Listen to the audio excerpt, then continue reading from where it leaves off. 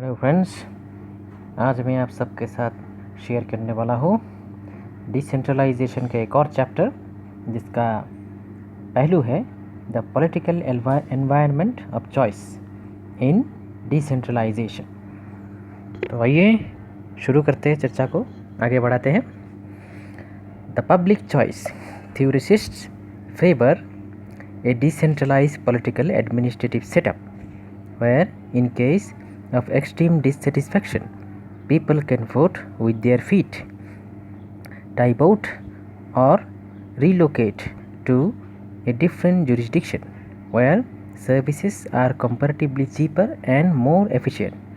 In the third world economies, which remain largely regulated or under ubiquitous government control, rent-seeking opportunities behavior on the part of the public officials is alleged, which entails compromise on public interest since people lack of information, awareness to question administration or hold it accountable for commissions.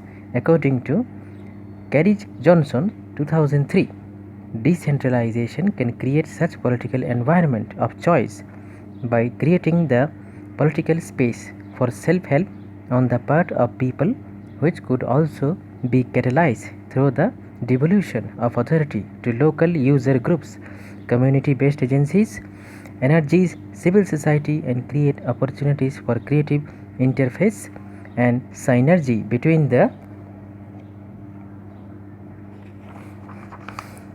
government and the civil society agencies operating at the local level. Some of the possibilities are explained below as exit and voice options. Exit option. Number 1 point is exit option. K.V. Sundaram forces development of polycentric institutional arrangement by way of a spontaneous cooperation and aggregation of interest at the local level for binding, consolidating and unifying spontaneous groups and promoting group interest. These users groups, interest groups could be traditional and indigenous institutions which could need to be revitalized around the fulcrum of elected bodies. These polycentric or non-centric institutions are expected to perform functions across the jurisdiction, acting as an instrument for collective property resources such as water, conservation system and credit societies, and providing various public facilities based on self-help. They could also be receiving mechanisms, user groups which interact with the government's delivery system in distributing the benefits to the target groups. These could also be special purpose groups that provide for, operate and maintain certain small infrastructures like roads, water supply, irrigation, community buildings, irrigation systems, indigenous institutions under the aegis of local administration. This would help revive traditional infrastructure which is remain dormant for lack of emphasis in development planning, which could form sustainable local infrastructure. This would require a catalytic intervention on the part of the administration by the way of proactive efforts to institutionalize social capital inherent in communitarian ties. According to Sundaram,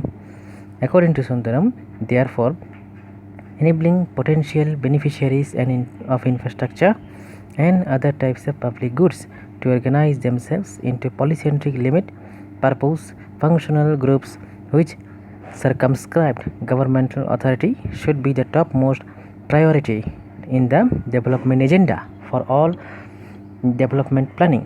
Researchers suggested that such organizations perform efficiently control corruption and economies a lot to better, such as the Chhatis Mauja 36 villages farmer management irrigation system involving 25,000 people in about 54 villages.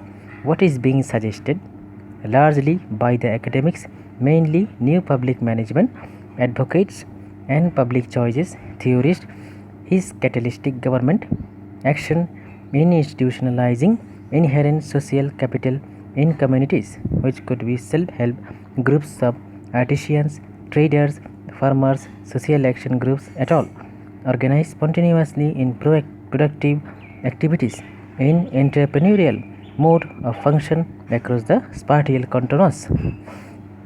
It is strongly argued that basic concept approaches of land water management on the basis of natural watershed should be adopted, and where need to be existing district block boundaries could be accordingly rearranged to accommodate adjust the natural watershed and groups of watershed. Such flexibility can only be provided if local governance ineffectively institutionalized.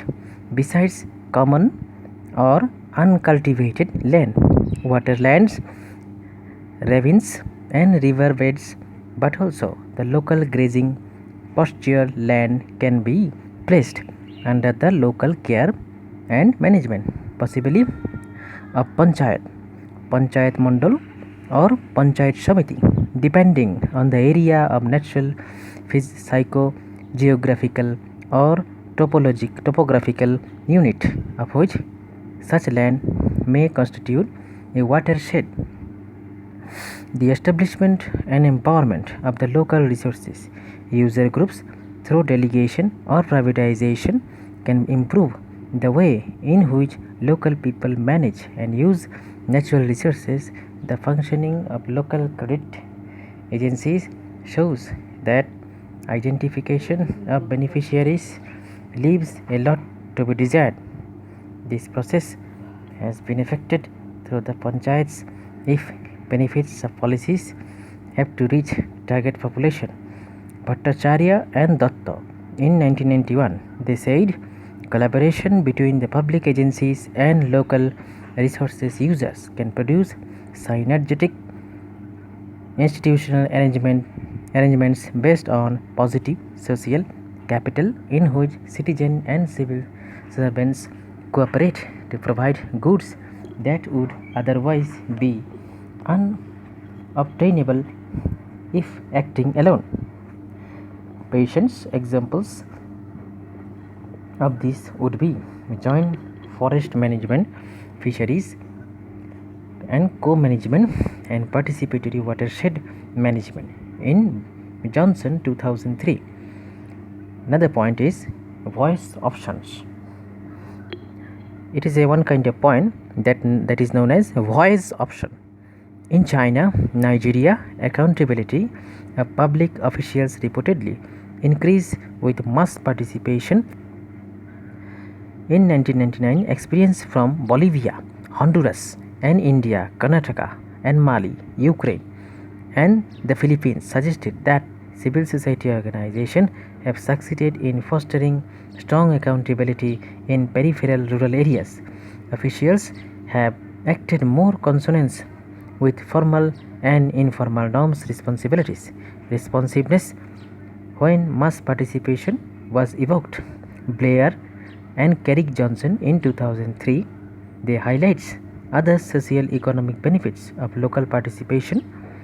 Participation in local and democratically elected bodies leads to heightened self-esteem among the local people, whose duties mitigates an identities based on of caste inequality. Besides, active participation in democratic procedures improves knowledge through membership of local administrative bodies in skills such as bookkeeping, leadership, etc., which can be used elsewhere. Economic liberalization is throwing immense opportunities which have to be absorbed by rural India. Employing Amartya Sen views in 1990, terminology more elements have to be created for people by the way of quality of education, better health, better connectivity through rails, roads, better law order. For these are the prerequisite for further development. The difference between the Indian situation and the Chinese and South Asian is that The latter have opened up after securing the essential prerequisites with respect to human resources development. The human capital in these countries is therefore better prepared to avail of the opportunities in the liberalized, globalized world, where Indian people suffer from capability deprivation instead of reforming education, health, and law and order to see that the teachers teach, public health officials attend to duty, police are better trained, and government is throwing money almost aimlessly. Rural areas can be empowered if panchayats are given the power to hire, fire, and discipline absentee teachers and help staff. Increasing spending without affecting necessary structural reforms will be a waste, since neither skill enactment nor empowerment is likely to result, etc. So friends, अगर आपको ये video पसंद आया हो, ये चर्चा आपको पसंद आया हो, तो इसे लाइक करें, शेयर ज़रूर करें और नोटिफिकेशन विंडो को ज़रूर दबाएं ताकि आपको नए नए वीडियोस मिल सके। शुक्रिया।